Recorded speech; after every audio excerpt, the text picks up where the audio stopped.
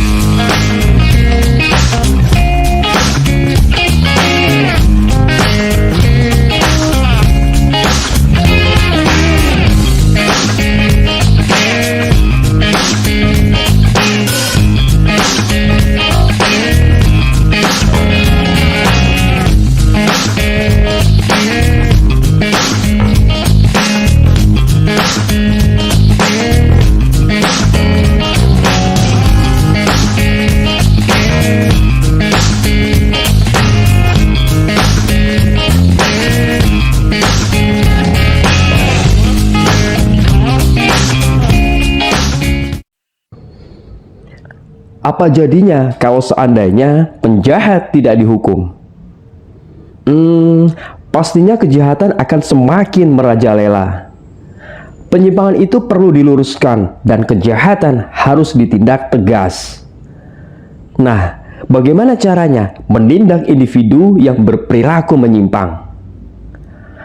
Halo sahabat belajar, selamat datang kembali di channel MGMP Sosiologi. Kali ini kita akan belajar tentang pengendalian sosial. Oh ya, materi ini merupakan lanjutan dari materi penyimpangan sosial. Jadi pastikan kamu sudah menyimak video tentang penyimpangan sosial. Di video ini kita akan belajar tentang pengendalian sosial. Untuk apa tujuannya, lalu seperti apa bentuknya, dan bagaimana strategi penanganannya. Menurut Mr. Peter L. Berger, pengendalian sosial adalah suatu cara yang dipergunakan masyarakat untuk dapat menertibkan anggota-anggotanya yang membangkang. Bisa dibilang pengendalian sosial itu adalah suatu sistem kontrol sosial yang berfungsi untuk membentuk perilaku manusia agar sesuai dengan norma dan nilai yang diakui oleh masyarakat. Pengendalian sosial bisa bersifat formal atau informal dan melibatkan berbagai macam pihak, mulai dari keluarga, sekolah, media massa, hingga lembaga pemerintahan. Pengendalian sosial bertujuan untuk menciptakan keteraturan dalam masyarakat. Pengendalian sosial membantu masyarakat untuk mempertahankan nilai-nilai dan norma yang dianggap penting dalam kehidupan bersama.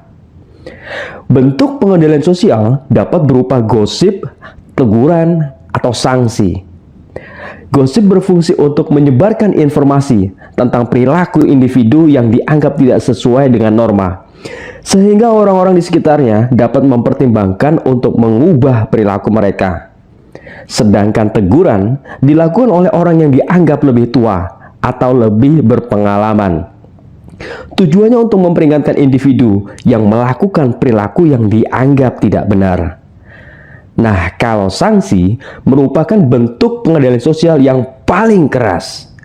Sanksi bisa berupa hukuman atau denda yang diberikan oleh pihak yang berwenang sebagai konsekuensi atas pelanggaran norma sosial.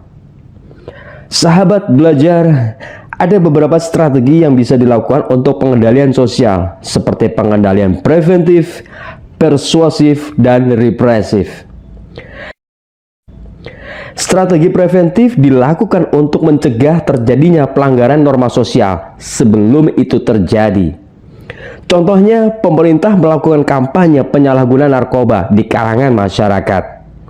Adapun strategi persuasif dilakukan untuk mempengaruhi individu agar mematuhi norma sosial. Contohnya, media massa melakukan kampanye untuk menekankan pentingnya mematuhi aturan lalu lintas demi keselamatan bersama.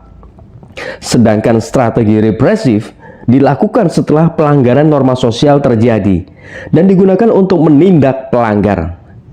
Contohnya, polisi menangkap pelaku kejahatan dan memasukkannya ke dalam penjara. Pengendalian sosial bukan hanya tanggung jawab pemerintah, tetapi juga menjadi tanggung jawab seluruh masyarakat. Jadi, pengendalian sosial itu sangat penting dilakukan. Norma sosial dapat terjaga dengan baik. Nah, menurut kamu, apa yang dapat kamu lakukan sebagai anggota masyarakat untuk memastikan pengendalian sosial dapat berjalan dengan baik? Baiklah, itu